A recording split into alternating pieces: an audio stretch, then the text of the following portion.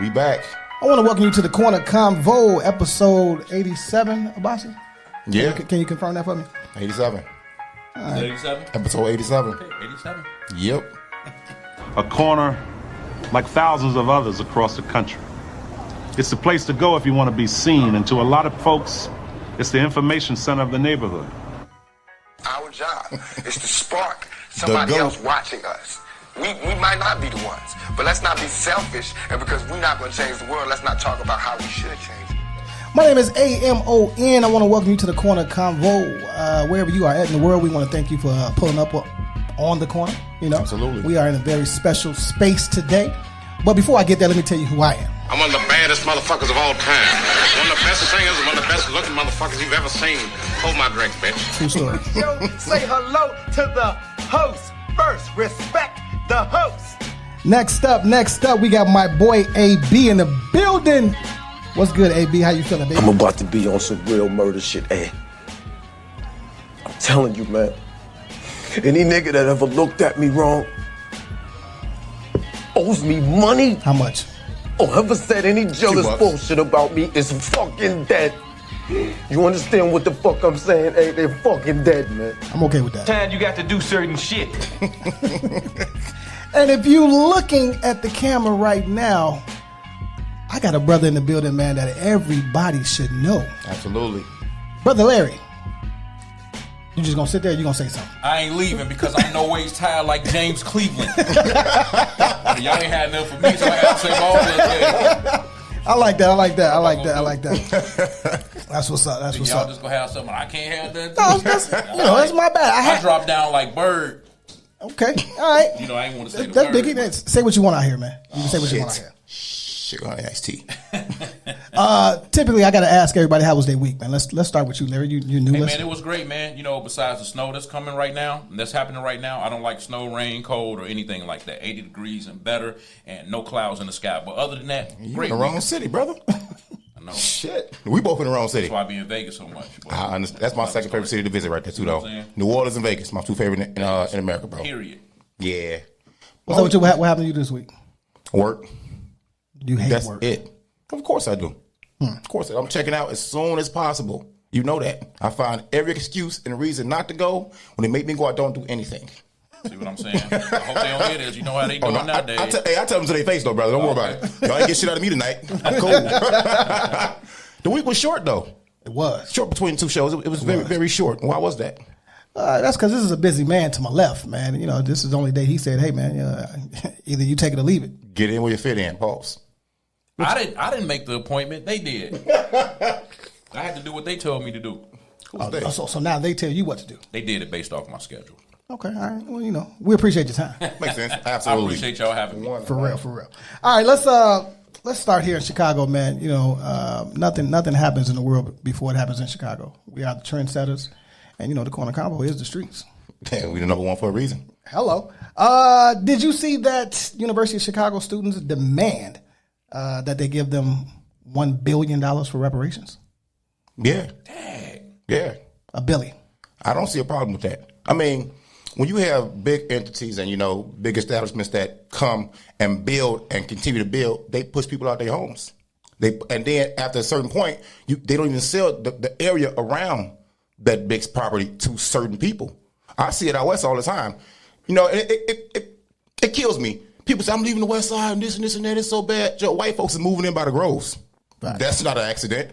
Mexicans are moving in by the grove. That's not an accident. While y'all leaving, they coming in. But the south side is a little different. That's a business. You know, they're helping people. They have contributed to the community a lot. Programs, things like that. But yeah, if they asking for some money, give it to them. Why not? Well, they say that's how you beautify the neighborhood. All this shit the city talking about beautifying and putting medians in the middle of the street and painting stuff on walls. Nah, invest that money back in the hood, bro. Yeah, I mean, they're basically saying that y'all owe us some more money. That you haven't done enough for that particular community, right? And then I think about how many black students actually go to the University of Chicago. It has to be less than 5%. Actually, probably close to 3%, to be honest with you. So that 3% is asking for a bill. Who are they asking it for, though? For the community. Thank you. That's all about it. So, what you think? Oh, hey, I think they need to get it, man. But what they do is they give us just a little bit, and they give a little bit to fail. Unfortunately. Right. A little bit to failure. Can you expound on that a little bit? That goes on a T-shirt. So I like basically, that. if you ask for $100, they may give you $1, right? And you still need $99. But they'll give you that $1, but knowing that that $1 is not going to be enough, and eventually you're going to fail. Does that make sense? No, I get it. So absolutely. In business, that's kind of what happens to a lot of business people. Well, you are a businessman. Ain't he? You are a businessman. I want to talk about your business. Can you tell the world and the public what exactly it is that you do? Who the hell is Larry Roberts? Yeah. I'm Laro. There you go. I've been cutting hair for 36 years, man, and I'm a celebrity barber. I've cut hair for basketball, baseball players. I got you, bro. Yeah. No, basketball don't players. get in between this man's legs, man. Yo. Basketball players, baseball, football players, people in people in the music industry, people in Hollywood. Man, I've done it all, man. So I love cutting hair. I'm one of the coldest barbers in the world. So Say that shit. Say that shit there. yeah, no, I mean, I was trying to find the best way to let you know, like, yeah, that's really so humble with it. So humble with it's it. a pole dog don't wag, they don't tell, right? Yeah. I tell you what, people are more faithful to their barbers than they are to actual spouses and mates, bro. Absolutely. You know what I'm saying? This is wild. It's wildly true, though. Period. You know what I'm saying? Period. I've been with my barber, which is a small world. We just came in and talked a little bit. We'll expound that a little bit later on. I've been with my barber since like fucking 16 years old. Now he's my son's barber as well. We just don't leave. I just got through talking about that. Period. I just got through talking about that, bro. So it's a never-ending business. You know what I'm saying? So at the end of the day, we are the oldest profession. Do you know what the red, white, and blue barber pole stand for? Anybody? I don't. Yeah, please put me in. Blue is red. for the Go Crips ahead. in Los Angeles. No. The red No. is for Christmas and Santa No. Claus. The white, because the white man tried to take it from the black. No, say that for real. The red stand for blood, the blue stand for veins, the white stand for bandages, and the ball underneath the bottom is called a basin. So we used to be doctors and dentists. We did minor surgeries back in the day. It was later on in the 1800s when they separated the professions and made a doctor, a dentist, and our professional name is a tonsorial artist. So basically, man, what we do is very, very important. We are economy proof. We are very essential. Whatever they say that we're not, you know what I'm saying? Despite what they're saying, we are very essential to the world and what's happening right now. Like Swiss Army knives. Y'all just got everything to do everything. Absolutely. Can you say that name again? The actual term again? Tonsorial artist. Tonsorial. Yeah. That's Can you spell that for me? Tonsorial. So tonsure. Tonsure. Again, can I get the spelling? Tonsure. Tonsure. Do you teach that in your school? Absolutely. We teach everything in barber school. We have multiple chapters. We teach bacteria, electricity, light therapy. We teach about AIDS, HIV, hepatitis. Did you know you can catch all of that in the barbershop? Yeah, that's why I only fuck with one barber. Man. And he may cut the wrong head and fuck me up. Oh, my There you God. go. I'm fucking you up when crazy. I see you. That's right. Boy. Tinea psychosis, tinea. Man, You name seen, it. what do you call it, the back of people's necks when it be bumped up? What is that? Because that happens frequently. You talking about the When somebody be getting a haircut, they have a nice ball fade. the it gets Skittles, to the as they back. call The it. Skittles. Yeah, basically. Nasty, just nasty. No, Huh? I'm going to give you the right terminology for it. It's called folliculitis. Okay. I had to think about it. See, All right. I used to Follicles, teach. the hair follicles. Got you. Yeah, I'm about to Google that. Somebody Google that for me, please. I used correct. to teach full time, but I have to bring certain things back to my remembrance because I don't teach full time anymore. But Well, the more skills you have, the more depth it makes you at what the fuck you do. So, I mean, if you were a teacher before and you explained the red, white, and blue and the ball for the barber pole, and if you guys were all that fam, that's tremendous, man. I mean, you embody something that helps the community. Wherever you set roots or plant roots, you bring something that helps the community in a way no other person can. You know what I'm saying? Because this is like the barbershop, no bullshit. It's, really like a the safe speakeasy, haven. man. For us. It's really the Right. safe. It should be a Right. safe haven for the community, Right. So one of the things that we do teach is we teach posture, we teach professionalism, and I want to Posture, hold on, sit up. teach people to succeed, right? How to really win in this, because believe it or not, How to a win. lot of people in this industry are really not winning. I don't know if y'all can understand. I do. I've had those conversations with my barber. Yeah, a lot of people not winning, man. They just going to work every day. They cutting hair. There's no out game. They don't pay taxes. They don't have any insurance. They don't have no life policy. It's true, though. They can't go to the doctor unless they go to the county. I mean, unfortunately, that's what it is. So I'm trying to teach them to come out of those habits to get into something different. More to it. What school did you go to? Let's start in high school. High school, Rich Central. Also, In South Liberty Side, right? Fields. Yeah, Liberty Fields. Okay, we can't diss. We usually try to diss. Yeah. No, diss it all you want to. I don't like the suburbs. No, it's okay. Diss it. No, I don't hear what y'all got to say. We Diss just- it. Olympia We're a little Field. I arrogant like the because we're city. the lane tech. We're a little Oh. arrogant, you know what I'm saying? Yeah, So people yeah. say, Talk I want to about call him. Like, man, fuck you. Get up out of here. Yeah, I like to say it. So. Did you hoop for them? I play ball, but the thing about it is because I was in church, there was a lot of stuff I couldn't play do. for Jesus. I could play. I played football, basketball, baseball. Going out to suburbs, man. We had tennis. We played archery, badminton. Archery. You did exactly. Wow. Well, that's old school back in the day. I'm not volleyball. I ain't dissing the kids today, but back in the day, the likes of us, man, we did every sport imaginable. Imaginable. Now it really don't happen anymore. Running bases. We played football in the street. Yeah. The wires, man, we did everything, man. So talk about the suburbs all y'all want to, because I don't like it. I like the city. So also in Chicago, man, we always talk about, it was several episodes ago where the kids were complaining about the names of their schools. Right. And they thought the names should be changed. So there was a whole little rollout. Several schools found out that, okay, this guy was a slave owner. He did this, he did that to our ancestors or whatever. So what is this? Lakeview School, it's a grammar school. They named it now Harriet Tubman. And that's because of the kids. And you went there? I reside up there. Okay. Okay. All right. So you get it, right? How you feel about that? I didn't know we were supposed to be. Y'all talk to us too? Yeah, for sure. For sure. Y'all in the room, man. Yeah, it's all good. But yeah, I thought that was cool, right? I think it's a step in the right direction.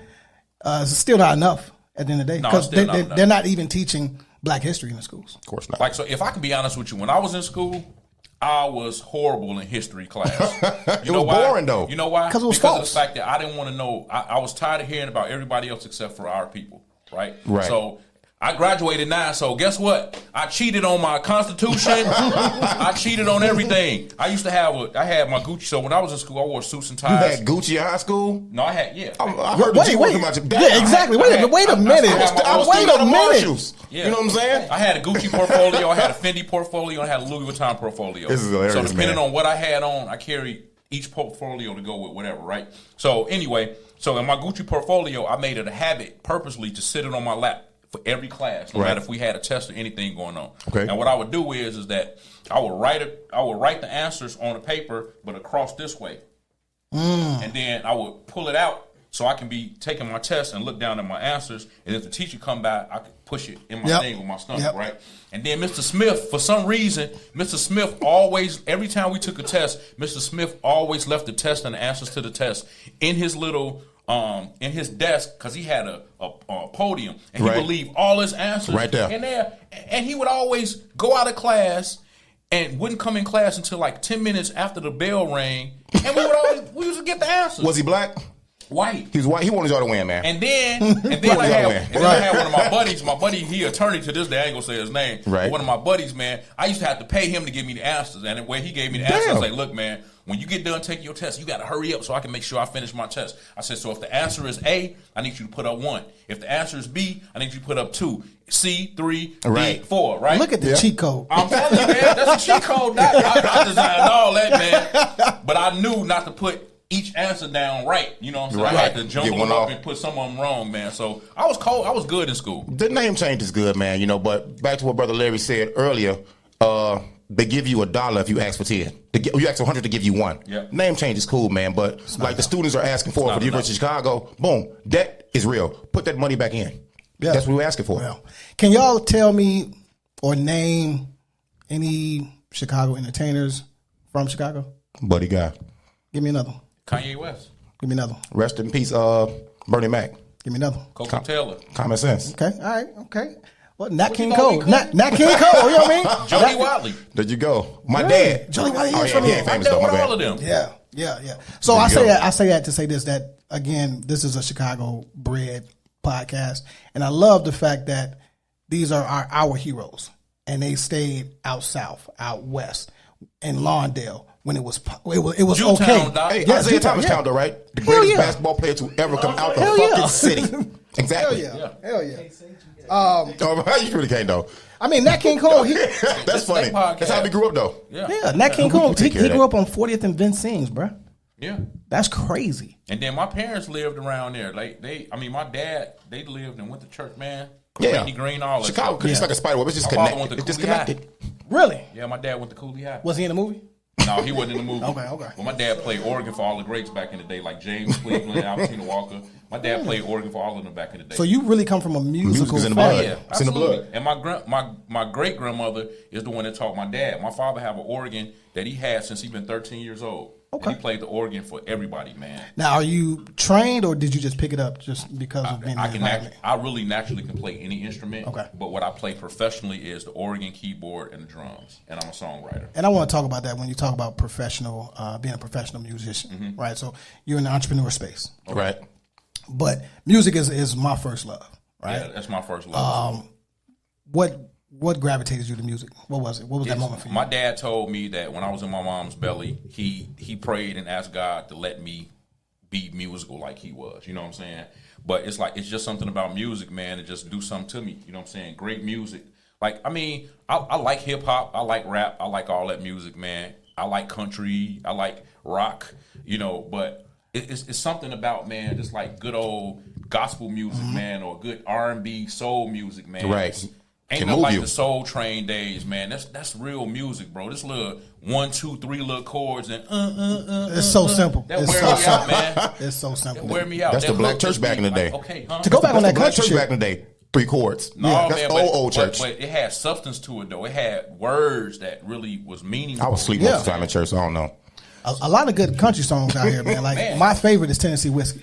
Yeah. That love, man. Look, hey, that shit is fire. I wish I wrote it. Yeah. For real. It's a real thing. There are 2,000 songs that will come on the radio that make you turn Tennessee Whiskey. Your favorite songs. Knock that shit off, man. Come on. So Abasi is a self-proclaimed pianist. Okay. Every time we're in the studio, he refuses to get in front of the piano. I don't know what's that about. I don't shuck and jive. I don't know. I don't know what it's about. bro. So in case you didn't know, right? He's the son of a pastor as well. Right, son of a minister. There Minister, you go. excuse me. Right. What is your dad's? My mom. Your mom. What is she? I mean, I'm saying, what's her name? Her name is Sheila Thompson. Sheila Thompson. Sheila Thompson. Minister Sheila Thompson. She came up under ministerhood. She came into ministerhood under Pastor Ray Berryhill. I know Pastor Ray Berryhill. There you go. I had Yeah. to play at his church. There you go. Months ago. And is that the same Berryhill? Our Berryhill? Yeah, that's his dad. Yeah, so then you got to know. I know everybody. My dad. Let me tell you something. I was on the organ when I was Jeremy, what up? B Hill, what up? What up, Michael? What up? Yeah. You know what? Since y'all talking about music, You talking about Jeremy? That's Jeremy, the yeah. principal? Jeremy Jeremy play drums. Yeah, Jeremy plays drums. Yeah, there you go. Yeah, that's my man. I know all of them from the West Side. There you go. Yeah. I tell you Milton, what. my father played for Milton Bronson. He played for Milton LeBron Bronson. Whitley them off of Washington. Milton Bronson them off of Central. All of them. Everywhere. I see you play with a lot of people. Let's go ahead and throw your shit out there. Names Don't be out there. scared. So I mainly played He for already Ricky, did. I mainly played for Ricky Dillon and New Generation. I played for them forever, man. I Right. got songs on their records and everything. I played for them for like 13 years, man. But I played drums for, behind Albertina Walker. I played. I had to play for Kurt Franklin before. I played with who else? Donald Lawrence and them. Like certain gigs. I played for Stephanie Mills. I've done Color Purple. My mama, you couldn't tell my mama she wasn't Stephanie Mills when Stephanie Mills was popping. Couldn't tell her So I nothing. had the opportunity, man, just to play on same stages with a lot of these people and just kind of play with everybody. And you still doing that today? Yeah, and both my nephews play drums professionally too. One of my nephews played drums for LMA, and my other nephew played drums for Khalid. There you and go. then all of my friends that live in LA, they play for everybody from Justin Timberlake to Dr. Dre to Snoop Dogg. My boy LT Hutton, shout out to him. He used to get his hair cut in my basement. Oh, he a dope producer. Yeah. He a dope producer. All of them, man. Absolutely. Yeah. Okay. Did y'all catch that Versus Tuesday? Music and Anthony Hamilton? Anybody catch it? Yeah, I caught a little bit of it. Music? I Okay. caught about a little bit of it. All right, what you think? I think that if music can sell the way that he sold, I should have been platinum. Because him live, it's a problem. He's always been that way though. But it was pretty bad. And he was letting the audience sing his shit, which is a testament to how big your records flex, was. though. That's No, a flex. I like that. But he's trash. So Neither one sounded amazing to me, dog. I would have to give the nod to Who won? Charlene. I had to give the nod to Charlene. Anthony Hamilton. Yes. Music killed that man, bro. Hit for hit, he killed it. Anthony didn't even sing the right songs. If you had to pick, But he between those two, sounded so much better. who gives a fuck? I do. You shouldn't. It's about the fucking hits, bro. They're not there for a live concert. Fuck you mean? They're on stage live. They not. They're on stage live with a live audience. Were they having a sing off or playing their hits? They was having a sing off. They were not. And you just said music wasn't singing though, right? You can't sing off if one person is singing. He was trying to sing. That shit was No, trash. he was flexing. Did you on see that it, ass. Larry? Did you see it, Larry? No, I didn't see it. I'm enjoying what y'all doing. Which kind of R&B still is him? Which kind of R&B do you prefer? Music, soul, child, or Anthony Hamilton? You. Who, me? Yeah. I like both of them. I was got a looking right picture at you, with I like both of them. Okay. Like Anthony Hamilton, he the man. Music SOULCHILD, he the man. I mean, I like all of it. He's been very PC. Who has the better catalog? I think Anthony Hamilton, right? No. No? No. Music for sure. Music SOULCHILD's Who first. sound the best? I mean, No, just their music, their albums. Who has the music? Yeah, he has a better catalog than Anthony can sing. He's a crooner. Anthony can crone you to death. See, that's what I mean by I get you. The type of music that I like. Right. Music that's really like heartfelt. You know what I'm saying? Yeah. Like I like people who can flat-footed sing. Right. Well, Not music people ain't that, but yeah. Right. Not people who, you got to use the tune on there and the plug-ins and all that kind of stuff. You know what I'm saying? I come from that. My mama's a singer. You know what I'm saying? my mom too. Yeah, that's why. Again, if you want to have this sing off, There are many words that I could sing some melody. What you got? That I like to play, and this will show you. No, don't put no music to it. I did acapella. The love I have is true. To my show, say hello to the host. You know what you're showing them up. Respect the host. respect the host. I'm done. Okay, I'm done. No, that was cool. No, look, what else I found interesting? Loretta Lynch, she is actually the first black female attorney general in the U.S. history, but she's actually now representing the NFL in that lawsuit with Brian Flores. Good. Which is good. Good. It's good that she's representing the NFL? That she's representing the black guy who, you know what I'm saying, felt No. She's representing NFL, all the Shea Whiteys. She's not representing. I thought you said she was representing the guy who was trying to In do this the lawsuit. She representing the NFL in this lawsuit. In this lawsuit, yeah. That's still good for her, though, man. That's That's good for her, that's trash. Exactly. That's purposely done. Look at the move. Look at the move. I wouldn't even do that. So you rather her not get the bag? She gonna get that brother paid. Yeah, so you rather her not get the bag, bro. And then who said she gonna get that instead of give 100% for the NFL? No, but wait a minute. I think we're misconstruing what he's saying. She is representing The NFL, not NFL, Brian not- Flores. But she's gonna know how much the NFL really has. She gonna get that brother paid. Oh, okay. So he gonna win a lawsuit. But okay, that makes sense. All right. I just think with all of He the gonna win the lawsuit. He gonna get paid. You'll pay. all of the initiatives that they trying to put in place for the NFL, right? It's a drop in the It bucket, was bro. super disrespectful when Janae Aiko was singing, and then the next lady came up. They didn't even put her name in that. Her name on the Teletron or whatever, the Jumbotron. They probably didn't know it. But again, they wouldn't do that shit. At the NFL, Super Bowl, at at The Super Bowl, right? They wouldn't do that shit to I read Billy that Joel. today. They wouldn't do that shit to Bon You know who Billy Joe Jovi. is? You know who Bon Jovi Right? is, though? Anybody, Guns N' Roses, they would They don't not. need their names up there. It doesn't matter. They would not make that mistake. They wouldn't make that mistake. That shit's still funny, though, dog. Eminem kneeled. Right. Fuck Eminem. Eminem is the white friend you bring to your. He the white friend that black friends have. You bring to the party. You know what the fuck he gonna do. You don't. He just get there. What the hell was he doing?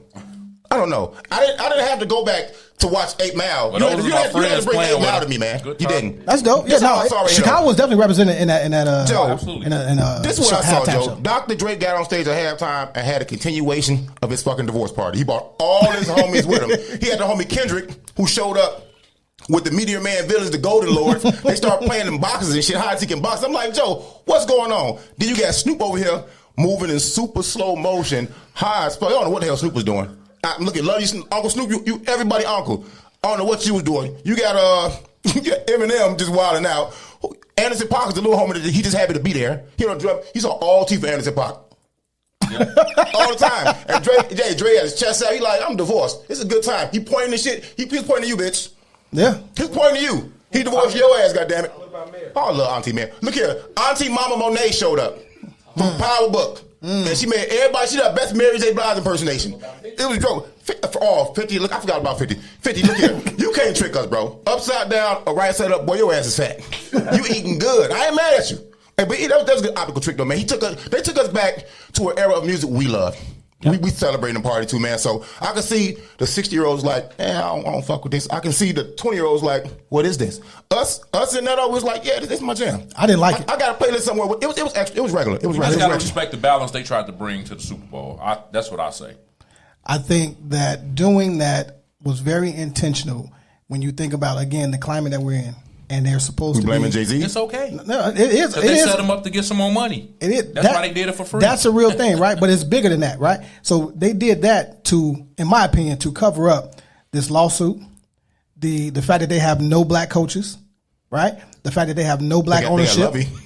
They brought Lovey back Yeah, to shout to Lovey, right? But it's bigger than that though. Like this is what people don't see. So like, fuck it, all right, we'll give them a hip hop concert for 15 minutes and they'll shut up. They did that post Kaepernick when they said Jay-Z's going to represent you guys when it comes to entertainment at halftime and these initiatives that need to be force fed to the public about the black community and relations between the NFL and the black community. I thought the halftime show was a slick rollout because after the Super Bowl, Mary dropped the next day. Snoop dropped the next day. No, Dre it's had business. singles It's before. business. You understand that? I understand that. I ain't mad. I totally get it. I ain't mad at all. That's why they did it for free. Yeah, people don't know that though. Yeah, they don't know Man, that. if they would have asked me to do it, to be on the stage, that's one of the biggest stage that ever happens. What would you have done on stage? Huh? If they had asked Larry Roberts Jr. to be on stage, what would you have done? You got I would have cut some hair, then I would have played the drum, then I would have played the keyboard, and I would have did everything. I would have sang, I would have did it all. Right. That's dope. Because it's not about, it can't always be about the paycheck. It can't always be about the dollar. You got to make a sacrifice somewhere, some way, shape, form, or fashion. I'll talk that shit. Yep. Absolutely. Fair enough. In the same vein of sports, we've talked about our girl Sha'Carri Richardson. Free my little and girl, all man. the hate that she got when she smoked and they didn't let her run. And then here you go, you have Shea Whitey out of Russia. She gets drug tested positive, and they still allowed her to compete. They absolutely did. It's always black and white. And this is the problem that I have.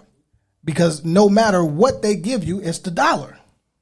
Right? That's horrible. It's terrible. It's horrible. Her name was Kamila Valieva. Like that stuff, man, cheater. I literally shake my head to that stuff, man. And I try and stay off of things like that, but I just think that it's unfair, and it makes me feel away because I know what I've had to endure when I had to go through in business. And it shouldn't be black and white, because if they really want to tell the truth about it, you know what I'm saying, we built this country. Whole country. You know what I'm Black saying? America for real. We had all the inventions. They threw us pig guts, and what we do out of them? Made chitlins, man. Yep. Love them. Disgusting. They ate all the greens. Hot sauce. They ate all the greens out the pot, and what do? We had pot liquor, and we made some hot water cornbread, and we had a meal. You know what I'm saying? Facts. So no matter what they tried to do to keep us down, they couldn't keep us down. But they still yet continue to try and do it. Here, this young lady, she shouldn't have been doing it, but she was smoking a blunt or whatever, and just kind of grieving over her mom. But this lady intentionally used the drug lied about that it. would help enhance her. But it was okay. You know what I'm saying? So I understand Sha'Carri feeling the way she felt. Yeah. So I love Sha'Carri. I have no hate, no shade for her, because my daughters are about her age, a little younger. Right. And my oldest really looks up to her. Yep. Right? This is your new hero. Yep. I don't have no problem with you being flashy, your weave, your nails, do your thing. You out there do a job, and you smoking motherfuckers on that track. Yep. Right? So, it's not always about the look. It's about the product. Yep. This the common tale of the everlasting double standard, man. Like your parents told you when you were younger, don't go to the interview and be like everybody else. You got to be better than everybody else when you're going for the same job that someone white, Asian, or Hispanic is going for. You got to be the best. You know why? Because America's full of double standards. And it comes to find out, this young lady, the Russian figure skater, had 2 other drugs in the system. She lied about one. Lied on her. Who lied on their grandfather? Well, I lied on my grandma died about 5 times to get out of work and school. Let me shut the fuck up. Let me be an honest man about that shit, man. But she lied on her grandfather. So he took her grandfather medicine. Then it came back that she didn't, and she took 2 more medicines. You know what I'm saying? And the doping agency said, well, if this medicine and this medicine do the same thing, why were you taking both of them? But they knew she was lying. Let her compete anyway. Sha'Carri, we feel you, girl. She was on something. I would break you. Sorry, grandma. But you got me a lot of work at school. It's interesting, man. I hate that we're here, and it's magnified because obviously it's Black History Month, right? And I celebrate Black excellence year round. I was telling Larry off camera that I gave you Black excellence on the show. So it's a segment on the show because these people aren't highlighted, whether it's in Chicago or wherever. And they're instrumental. They're very instrumental in what they do, right? And I read your story, I saw your story, and I said, damn. This brother is for real. Oh man, I really appreciate that. No, I'm dead ass. And again, it's inspiring, right? Your story is super inspiring. And I'm glad that, we are here today to even just talk to you about it. But a lot of people don't know that. Like, who has a barbershop in Walmart, bro? But see, I had to go through it though. People don't understand. Let's talk about it. I believe that shit, right? I had to go through it. You know, I have things that I always say. I talk about, you know, gift and character, man. We have to be careful that we don't allow our gift to take us someplace that our character can't handle. And even though I knew that I was made for this, but my character wasn't ready to handle the gift that God had given me, right? So I also say, you know, that goes along with that in conjunction. We have to go through in order to get to, but it's how you deal with what you go through that determines how you come out. Well, I went through a lot of stuff that didn't feel good, right? So cutting hair for 36 years. This year I'll be celebrating 30 years being in business. And a lot of people think that I just arrived. Yeah, clap for that. It's okay. It's okay. It's okay. People think that I just arrived. You know, they see what I've done and what I've achieved, and they think that I just arrived, not knowing that, man, I dealt with suicide. I didn't want to live at one point in my life because I thought that God hated me. I thought I did something wrong. It's like, what did I do so wrong that, you know, I don't drink, I don't smoke, I don't do drugs, I don't do this, I don't do that. You know, little fighting and a couple of women I had. You know what I'm saying? Just a couple, handful. Nobody's perfect. It's okay. Yeah, you know what I'm saying? A basket. A buffet. You said that's okay, fast as hell. but that was my thing, though, right? So I'm thinking that, like, I'm this good guy, so why aren't all of the things I'm wanting coming to me right now? I wanted it now, right here. I also talk about, like, the microwave day age, right? So you guys are old enough to know, man, you get some pizza that you had from last night and you warm it up today. People do, what's the first thing you do? Pop it where? In the microwave. Right? But I'm old school. Oven, for sure. But see, the microwave, you can get it about 2-3 minutes, right? Right, it's ready. The cheese gonna be stuck to the plate. It's gonna get hard. The bread crust gonna be soggy, right? Yep, there you go. But if you just take a little longer, preheat that oven, 10 put some minutes aluminum foil on it. Aluminum foil. Spray that Pam on it. You know what I mean? Cornmeal, bro. Man, old school. Cornmeal, bro. Yeah, absolutely. And your pizza tastes like it did yesterday. Yesterday. But we don't want to wait for that. I didn't want to wait for that. Okay. I wanted it right here and right now. But knowing what I know now, I'm glad I had to go through it, because had I not went through it, I might have gotten it early on and messed it up, you know, and been trying to chase it and get it back now. When you went to that place, you know, of being depressed, it's a topic that we don't talk about enough in our community. I can't speak for other communities, but in the black community, we don't talk about it enough. What was the red flag for you to say, hey, enough is enough, man? You know, I got to get out. I got to get some outcasts. Get out and get something. You know, I got to do better. I'm not going to sit up here and let my life just flatline like this. Well, what took you out of that? Well, see, I covered it up well, right? Okay. So I was that person who, like, I'm an early bird, man. I used to start cutting in the barbershop at 4 o'clock in the morning, right? Damn. So I'm in the barbershop 4 o'clock in the morning. Cut between 25 and 38 heads. That's my story. Most heads I've cut in one day was 48 heads. Sometimes I wouldn't get done. How much a head? Huh? How much a head? $20 a head Pause. back in the day. But when I first started, haircuts was only $10. You know what I'm saying? Right. But they end up being $20, $25, man. So I was making six figures as, you know, 19, 20, 21-year-old making six figures. That's a grind. Right. But I didn't know what to do with the money, right? Okay. That's why I wasn't ready for where God was wanting to take me, right? Right.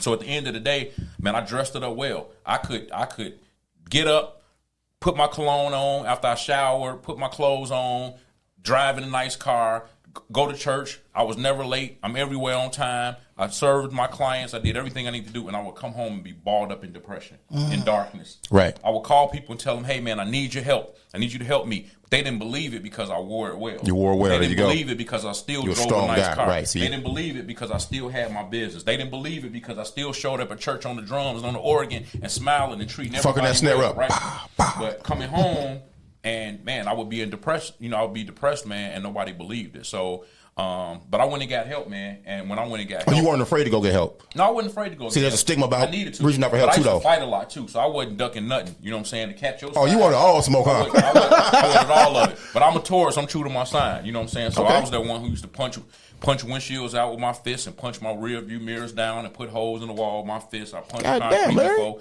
made my hands blue, black, and purple. I kicked a steel garbage can and almost broke my toe. I'm glad you're in a I better did place, it all, man. Him mad. Glad you're in a better mad. place now. Damn. But the place that it came, so people took my meekness for weakness because I was a church Yeah. boy. You know what I'm saying? Right. And because they feel like I was a church boy, they felt like they can try me, but I had to show them they couldn't try me. I threw clippers at people. You laid hands the other way, huh? Every way. There you go. If I played chess and lost, I would pick up the pieces and step on all of the king and queen, the major piece, because, you know, they would use pennies and stuff for the pawns. But, you know, I would step on the That's kings hilarious, and queens man. and the good pieces. So, Right. you know, that don't look right. You know, you using the penny for a rook or a queen or something. And then when they bought the pieces that was too hard for me to step on and break, then I would take them in my arm and throw them out in the middle of the street like this, so the cars can run over. Note to self: don't play no game. Yeah, I'm playing no PS3, 4, 5. I'm not. I got delivered from that. And then he got then he got to have jokes and shit. I feel like if I give you too many jokes, I might catch it right. I'm okay with that now. I mean, I'm okay with that because I went and got help. You know what I'm saying? Okay. So, but I went and got help, man. So that's how I dealt with it, man. And then, just going to psychiatrists, man, and just kind of sitting down with them and just like, man, like, tell me what's wrong with me, what's happening, what's going on, right? And just kind of rewinding back, man. And and I'm not ashamed to say, I got molested when I was a baby. You know what I'm saying? Sorry to hear that, brother. Molested, I was a baby. Hey, not ashamed to talk about it. You can't help what somebody do to you as a baby, but it caused me to womanize, and it caused me to kind of, do the things I did with women, but it also helped me to understand other people's lives and the direction that they go in, because we're quick to judge people, not really knowing what they might have went through. You see what I'm saying? It gives you a different lens to look through that other people don't have. Absolutely, man. So, I dealt with that. I forgave the person, not knowing that it was even an issue for me. And, and I didn't even talk about it until I got older. You know what I'm saying? So, quick question then. We have a Facebook page we have adult conversations. Is forgiveness for you or for the other person? Well, forgiveness is basically, we should always forgive, right? I disagree, but go ahead. The reason I say we should always forgive I'm a Scorpio, because of the fact of we don't want to cut off our blessings. Like if you look at it spiritually and biblically, you know what I'm saying? We just want to forgive because at least my conscience is clear. Right, you don't want to carry no extra weight with you. You don't want to carry no extra weight with you. So forgive because you don't want to block or cut off your blessings, regardless of what somebody did to you. My shoulders hurt right now for carrying this weight. I ain't forgiving shit. I owe you, buddy. No, I hear you though. But the thing about it is that, but I feel like where would it get us though? You know what I'm saying? Not forgiving or holding something against somebody. Where would it get you except besides stopping you from getting to your next? Blocking your blessings. It's holding you down. You see what I'm saying? And not necessarily just blessings, but if you keep holding on to all of the weight, then it's gonna get you get weak. It's gonna get heavier and heavier for you to carry you. You know what I'm saying? Knees hurt now. So you gotta, throw it in the sea of forgiveness, let it go, because at the end of the day, they the ones, if they did something to you, they the ones that's gonna suffer the consequences. You sleep at night, but they the ones that did wrong and it's eating them up. As long as I know I ain't doing nothing, I ain't have no business doing, hey, I'm good. Right. Hey man, I appreciate you being vulnerable, man. This is a safe space, and we talk about mental health all the time, right? To the point where I've damn near cried on the podcast. Facts. You know, no, it's real shit though, right? It's the truth, though, man. Bro, get your hands off me, bro. I'm saying you can cry if you want to. He just said he got hands. It's your party. He just said he got hands, didn't he? You said it's your show. Play the thing again. It's your show. You can cry if you want to. Again, I'm okay with that. You will cry too if it happened to you. For sure, for sure, right? I'm a Cancer. I'm a Cancer. I wear my heart on my sleeve. It is what it is, right? But I can read a room, and when I walked in, I felt nothing but good energy. Right. Period. Right. And again, I gotta say thank you. Right. But next, I want to actually get into the barber college, and I didn't even realize that there's financial aid for barber colleges. What? And student housing. I didn't know. I didn't know. What else you want to know? I want you to tell me everything. We're here with the man himself. Shit, let's hear it. Let's get it. Well, man, look, I'm licensed in over 22 states with my master license, right? Because, like I tell people, I'm in 2030 already. I'm already preparing for where it is I want to go, right? So with the barber schools, man, I'm the first person to ever open up a school. The first and only person to have a school inside of Cook County Jail. I've been there for over 12 years now. I'm in IDJJ, the first and only accredited program inside of a state facility. So I'm in 2 of those locations. And so total, I have 7 schools right now. Now, how did that work start? Who did all? It was a vision, but who helped you bring it to life? What does it take to even do that? Because we talked about God and me. Okay, there you go. I feel that. But there's a team. There's a team. Well, no, you said how did it start? How did it start? Yeah, it started with you. Self-made. For sure. Okay. You know what I'm saying?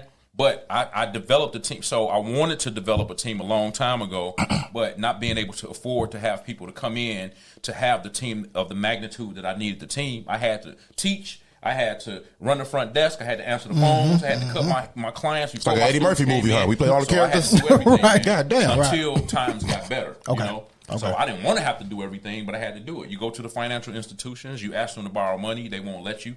$100. They only give you $1 if they give you that. You know. So it's either you go rock with the no, or you gonna say, no, man, I'm not gonna let you tell me what I can't do. And that's why I feel like I got in the situations that I got in, and I had to pull myself up out of it because I wouldn't allow no to be like, I don't know what no means. Me I don't know what no means, or I can't do it, or I don't know. I don't understand those words. I feel You know that, what I'm man. saying? So the barber schools and stuff came along, man, and I just feel like I took it to another level. But even with having the barber schools, man, like, people think, oh, you can just get financial aid. It took me 5 years to get financial aid. So they throw you out there to see if you can survive first, meaning that your students have to pay out of pocket. I've given away so many diplomas and so many transcripts to students who couldn't finish paying their tuition, but I wanted to see them succeed. But I was left with the bag. I was left dealing with all of the bills, all of the pain, all of the suffering. I was left dealing with it because what am I going to do holding on to their transcript and their diploma? Right. You know what I'm saying? Right. But Nothing, I had man. to go through all of that to eventually get financial aid, man. And now, like, the sky's the limit. Even though you have to keep it up. Like, you have to be a good steward over it. You have to keep it up because I get financial aid like a regular 4-year university. Okay. So I can do it all over What the world. is that? What does the barber college look like, start to finish? Well, with financial aid, you have to meet both Pell Award years. So basically, tuition is $17,290. We just went up to $17,290. That's easy work. And That's easy. Oh yeah, especially when you have financial aid. Yeah. That boy talk like he out here selling birds and shit. You know what I'm saying? And then we had a GI Bill with the veterans. So the veterans, you know, they'll pay for them to go to school. So man, we have everything that you need. We give scholarships away. I have a non-for-profit, so we give scholarships away. Little do you guys know what I do in the jail and in the juvenile centers. I do that for free. Okay. So Underwrite it. You don't do it for free. We underwrite it, right? Adam has to keep me on task with that, you know. But because Adam's the man. Yeah, but we underwrite. It's my guy, it, right? You know, we underwrite it in order to make sure that nobody's left behind, man. So it's cold blooded. Barber school's pretty dope, and then I'm the only barber school that has student housing.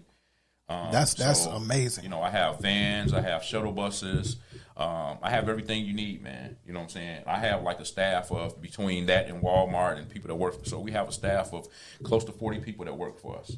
People be like, for barber school? Yeah, because of where we're trying to go. You know what I'm saying? So I'm trying to knock this joint out of the universe. I mean, because you got kids. I mean, at the end of the day, college isn't for everybody. No, let's be it's not. honest, right? You got kids who get locked up early, made a mistake, system didn't do them right. What I'm gonna do? I'm gonna go ahead and try and get a job from Shea Whitey, and they're gonna look at me crazy because I got a strike. Real shit, because I got a strike on my record, right? But being a barber, you're self-employed. You can damn near write your own check if you're nice. If you're nice. If you're nice. Now, because some folks can you trash. take a person that has no idea how to cut hair and train them up to be one of the top ones in the shop? I've done it on multiple occasions. Oh shit, you a real boss. I had this guy. I'm not gonna say no names, but I Damn. had this guy. We talking about you, fam. His dad came in and said, "Hey, look, my son want to cut hair. He don't know nothing about cutting no hair. He ain't never held no clippers or nothing. It's like, if I come pay this money for my son just before I have financial aid," he was like, "Can you teach him how to cut hair?" I said, if he willing, if he open to it, then man, boom, it can happen. So his son actually was I don't want to say special, but he wasn't a norm. Like, he ain't had no swag. Let me Okay, keep it, there you go. He ain't had no swag, you know. He ain't keep no nice haircut, and people look at him like, You ain't cutting my hair. What are you doing? Right. You ain't cutting my He hair. ended up being one of the best barbers I had. He used to eat off the top of the garbage can. Like, somebody throw a half a sandwich on the garbage can, he'd be like, man, He on that. He'd pick it up and eat it. I'm like, what are you doing? But Yeah, he needed ended a up having the home. most clientele. He ended up getting his instructor's license as well, and he ended up being one of the dopest barbers up in there. Yeah, Because my he heart was wanted up it. people like that, yeah. You know, and like most professions, there are many before you. There may be many after you. Sometimes there are one-of-ones. You sound like you fit into the class of being one-of-one because of what you've done and what you're doing and will continue to do. You laying roots, you know what I'm saying? The tree's only as strong as its roots. A building's only as strong as its foundation. But, you know, a lot of people, and I'm going away with this, I'm bringing it right back. People are scared of death because they're scared to be forgotten. A lot of times, to me, that's my opinion, scared to be forgotten. What is it about your legacy that you want to be remembered most?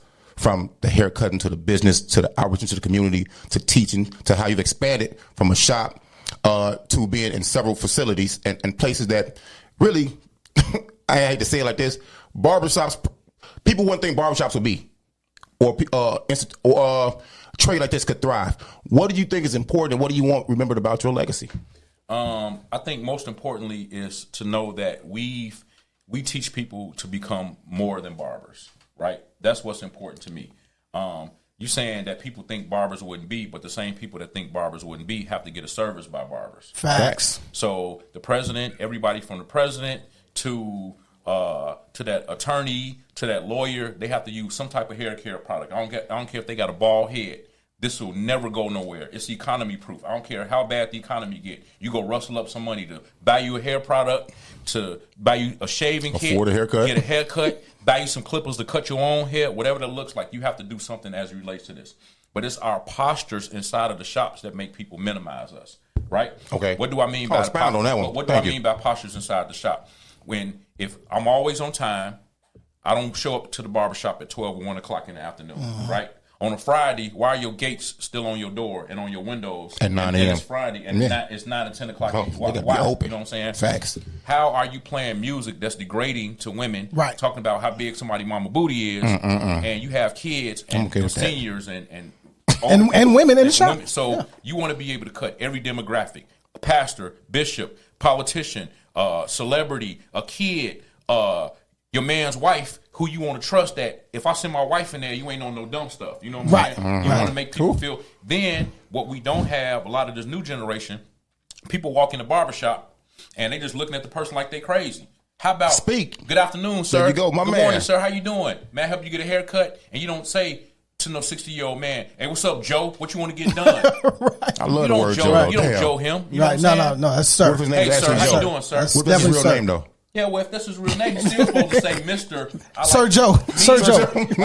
My mama will be 70 years old, and my mama still say, yes, ma'am, no, ma'am. For real? We were taught that. Absolutely. We couldn't call somebody's house and say, hey, man, let me speak to Bobby. Did you ask her how she was doing first? You know what I'm saying? So that's the teaching that we got when we were coming up, man. So if nothing else, man, I feel good about knowing that we taught people to become more than barbers, like to be able to do interviews, to be able to handle your business accordingly, to have bank accounts, to have insurance policies so nobody will have to pass a hat around when you die. GoFundMe joints. Absolutely, man. I got one now.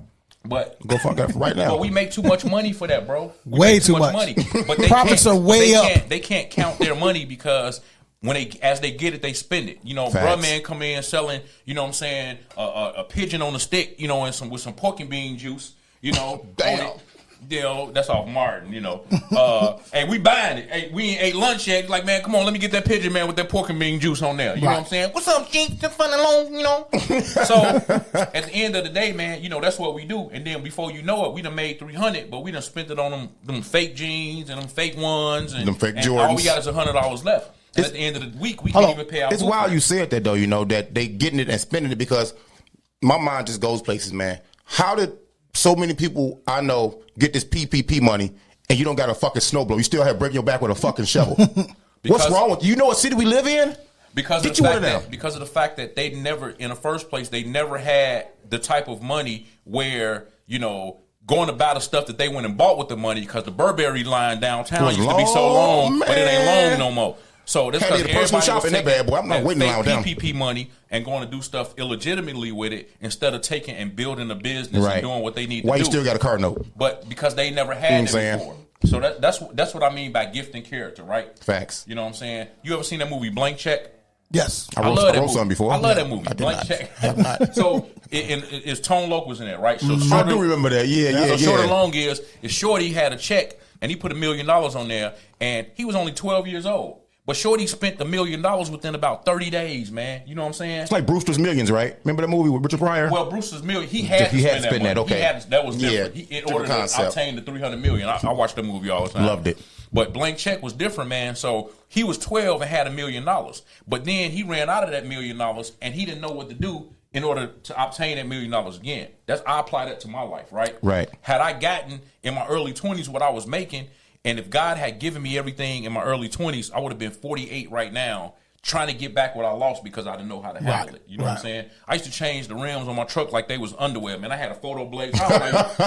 44. Okay, so, you know, Blazers was the hottest truck that was shit, day, right? So I got a Blazer the night I graduated from high school. My dad put a red bow around it, man, threw the keys up in the air. It was like, congratulations. Them over place was real, huh?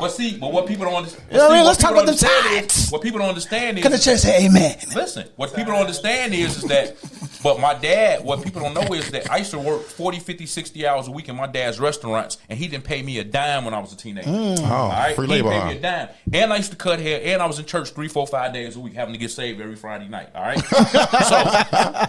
So with that being the case, was in church together. People don't know that I graduated on a Friday. My dad bought me that blazer. On that Monday, I used my own money. He was in his name. I used my own money to put the down payment down on the blazer, and I paid my $352.57 every month for my own car note. But people think, I wasn't old enough to get it in my name. Right. You know what I'm saying? Right. And then my ties, my grandmother used to get up in church, and she used to say, "Little Larry is the number one tie payer in church. Then comes me and everybody else." So I paid ties. I was the first one to get up in all of the sacrificial offering lines. I did all of that, man.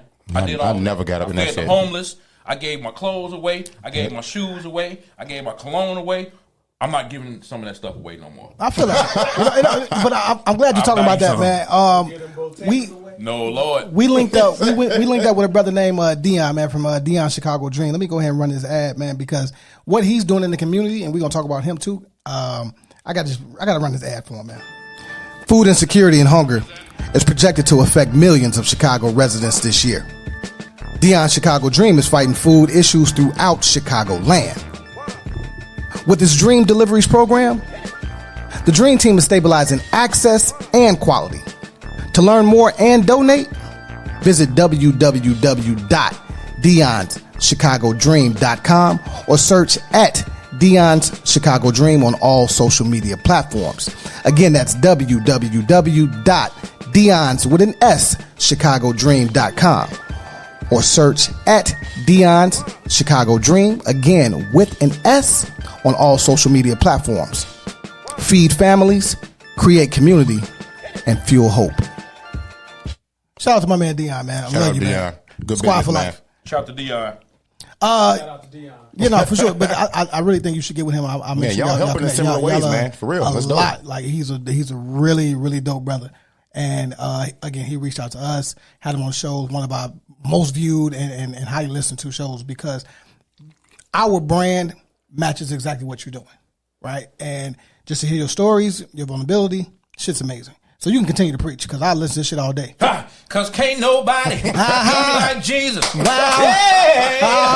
Oh. Come on, this ain't no duet. You don't want the smoke. You said keep preaching. At the peanut gallery. I gotta give a shout out to this is Black Excellence real quick. I gotta give a shout out to you, because you are Black Excellence. I am. Appreciate it. I am. We were talking about Brother Larry. These boys. Sorry. I was listening to myself. My bad. You here? If you don't give yourself your own flowers, who will? Fuck Exactly. Erin Jackson, she becomes the first black woman to win speed skating in the Olympics. That's huge. Again, it's what we do. Right. We take We're the best over at everything. Everything. Once we start doing it, it's over. Period. It's over. Then we have the first black broadcasting team in the NHL. One of the guys on it, he played for the Lightning, so it's not too many black folks that play hockey. And then the co-host, he's been an analyst for at least the last 10 years, which is I thought was weird, but I was like, all right, cool. You know what I mean? But again, I shouldn't think it's weird, but that's just how you my go mind where you works. can get the bag, man. If that's your field of expertise, if that's your passion, go talk about it, man. Like ESPN, not to get them any kind of shout out or credibility, but you know, they have maybe 2 black guys that talk about golf, and they love golf. You can tell by the way they fucking talk. Yeah. These guys doing hockey, you can tell they love hockey by the way they talk. Go ahead and do it, man. It's long overdue. We got to stop thinking that some sports, even though it once was this in this country, some sports are for just the good old boys. Man, we are most athletic, highly skilled, all this, bro. I'm going to tell you what the issue is. The issue is that they don't. So when I went out to school in Rich Central, man, I played hockey. I played soccer. I did badminton. We played volleyball. We had tennis class. We had gymnastics. We had archery. We played King's Court. We did every single thing, man. And they taught us that stuff, right? But what they didn't teach us is that, like, back in the day, baseball was one of the highest paying sports. It still is. It still is, Still right? is, man.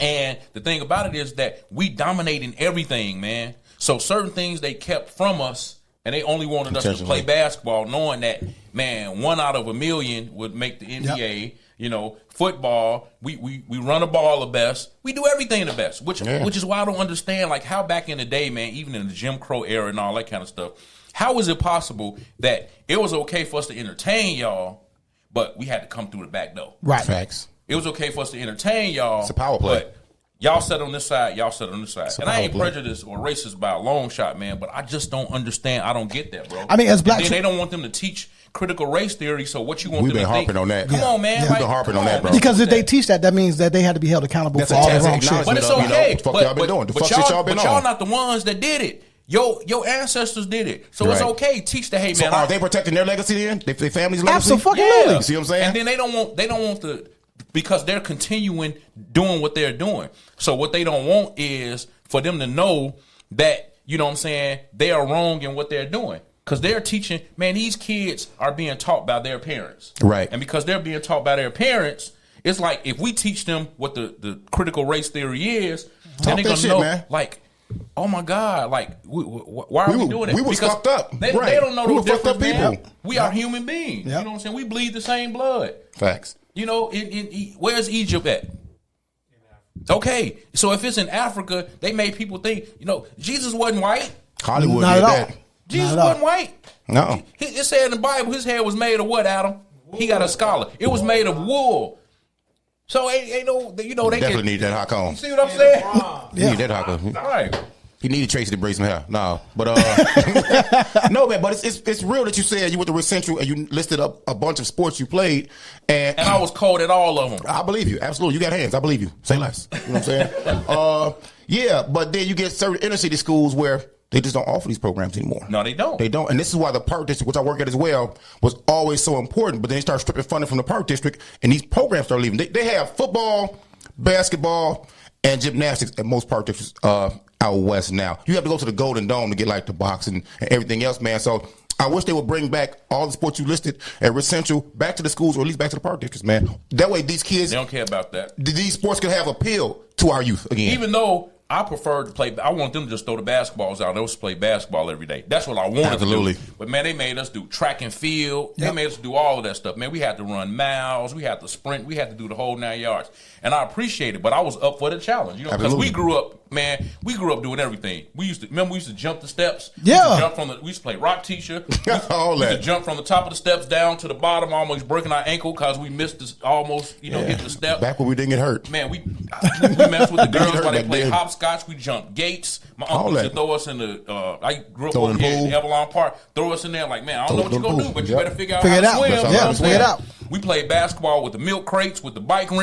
Facts. We made a slip and slide out of the blue tarp that they You hear used the for Chicago story being told, y'all. Yeah. Come on Yeah. now. You hear the Chicago We did story all being that, told. man. Yeah. Hoping there wasn't no rocks up under the blue tarp. You know what I'm saying? When you did your slip and slide with the water hose running on there. That shit all used to day. hurt. You had to, when you tried to go inside to drink some water, like, okay, you come in again, you gonna have to stay up in here. Stop Yep. slamming my screen Yep. door. Yep. You know, or selling the freeze cups, man. They be like, hey, excuse me, the freeze cups done yet? Candy Like, lady. no, they ain't done yet. Well, just give it to me how it is. We had squeeze that out and turn it upside down, man.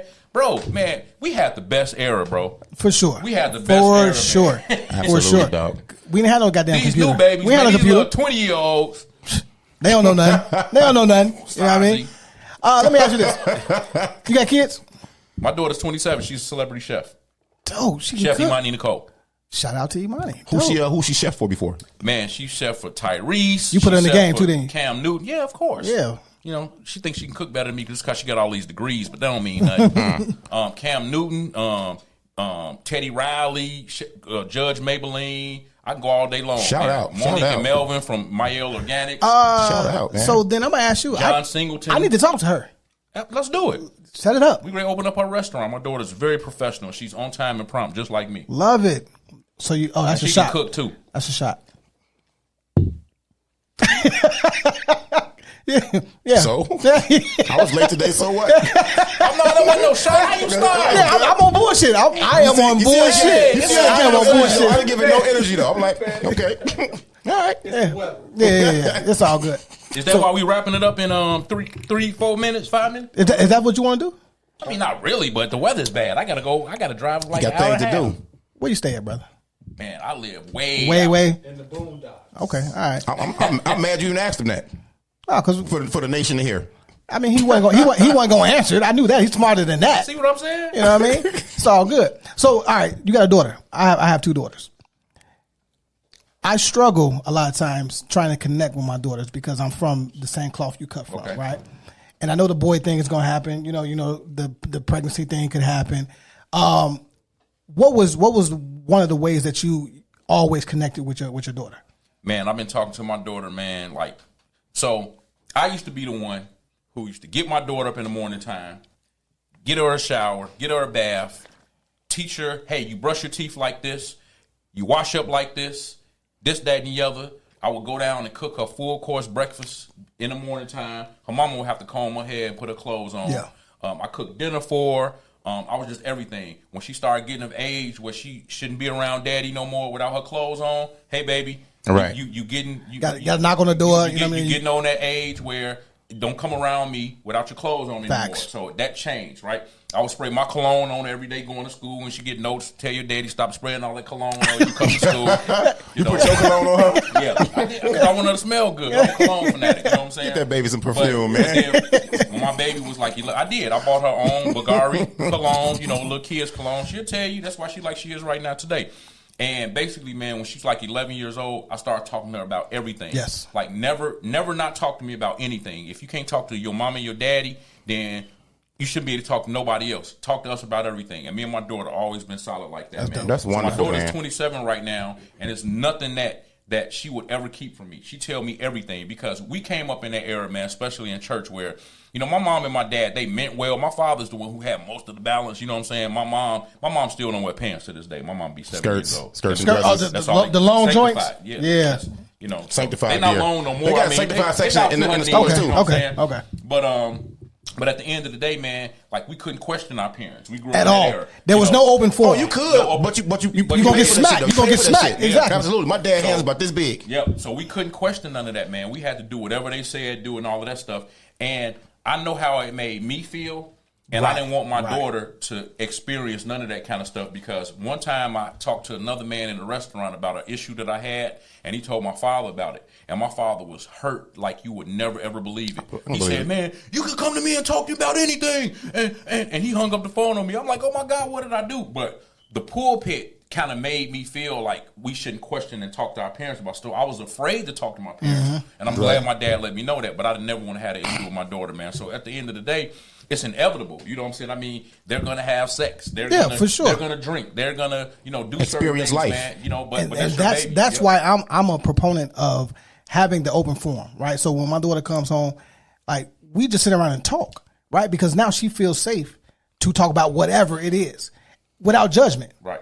And then I can grab her on the solo. We go out to talk, right. You know what I mean? And I can kind of get her to understand what I was trying to say without yelling and being abrasive. It took me a long time to get there because I'm from the school of do what the fuck I say. That's just it. Girls don't work that way. You have to be way more delicate and you have to let them talk. Outside of letting them talk, again, I'm learning to listen now. I actually listen to my daughters when they talk because a lot of times it's bullshit. But if I'm listening though, sorry, baby. Right. But if I'm listening, they know that they can come to me and at least I have an open ear. But you know what helped me though? Cause I was sneaky as a mug, and I felt like if I figured out how to get away with it, no matter what I tell them, they go figure out how to get away with it. Yep. So why do that? Yep. Well, I told my daughter, man, if you can't talk to nobody, you can talk to me about anything. I asked her, hey, what's going on with this, that, and the other? But I was great at setting the table, though. I think setting the table was the most important thing. If you just go straight in, then you may get some pushback. Right. But I would set the table. Hey, da-da-da-da-da, this, that, and the other, fork, knife, salad, ice cream, cupcake.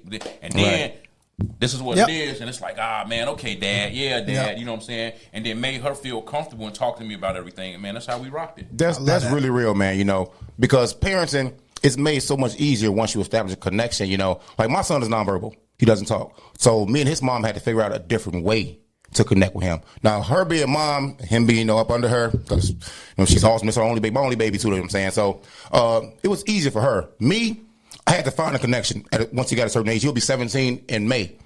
Our connection came through music. Music like a motherfucker. Now he comes home from school. I can tell when he's had a bad day. He'll put on something a little more ratchet. And I bullshit you not. And he'll get the bob in his head. So I'll get over there. I'll unplug his headphones and see what he's listening to. And we'll listen to it together. I can tell when he's had a good day. No bullshit. He puts on gospel. He'll put his hands up and just start doing it. So I'm looking like, bro, you kill him. You go from Gucci to to the Mississippi Mass Choir back in the day. You just go everywhere. But, you know, connecting with your kids is something that I think a lot of kids these days are missing, man. And I wish, you know, if the parents can give it to them, I hope that these teachers can find some kind of connectivity with these kids. The barbershop, because it's speakeasy, the barbers can actually fucking connect with these kids, or even their friends, man. Don't be afraid. Like, I shouldn't say his name, but Dr. Heathcliff on that show. I'm gonna bring it up because, you know, Talk About Cosby came out a little while ago. It was funny how his kids' friends would always sit and talk to him, you know, on his show, man. But these kids have to connect with something to feel like something so they can grow to be something, man. So finding the connection is absolutely important. Absolutely.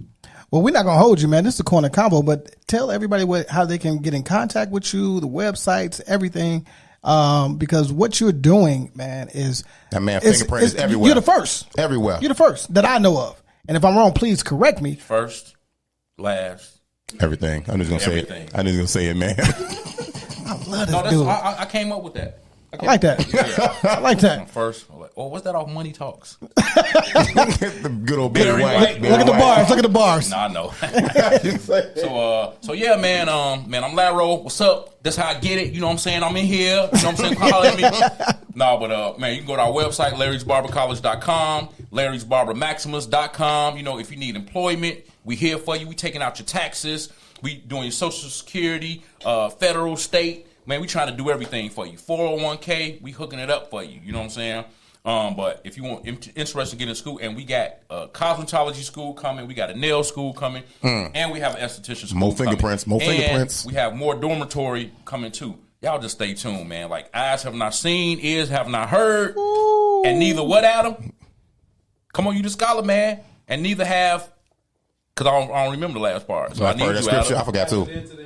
All right. I knew it. I just wanted you to say it. So, but man, you teach you how to win. I'm on all y'all social. Leave that silence in there. That's right. No, that's good. Right. So I'm on all the social media platforms. I'm on Facebook. I'm on Instagram. I'm on LinkedIn. LinkedIn is dope, man. Like, it's really dope. Like, very professional. LinkedIn is a tool that's not used enough. I'm on Snapchat. I love TikTok. Like, I hate TikTok, but I love TikTok. Like, I hate TikTok because of the fact that TikTok, oh my God, like, I have to turn the volume down sometimes on TikTok. Like, the girls, man. What you following out here in these streets, I'm man? not following that. That's what be popping up in my thread. What's going on in your phone, brother? Algorithms. No, It's the algorithms, man. It's the algorithms, brother. Yeah. Don't do that. No. Don't do that. No. I put in.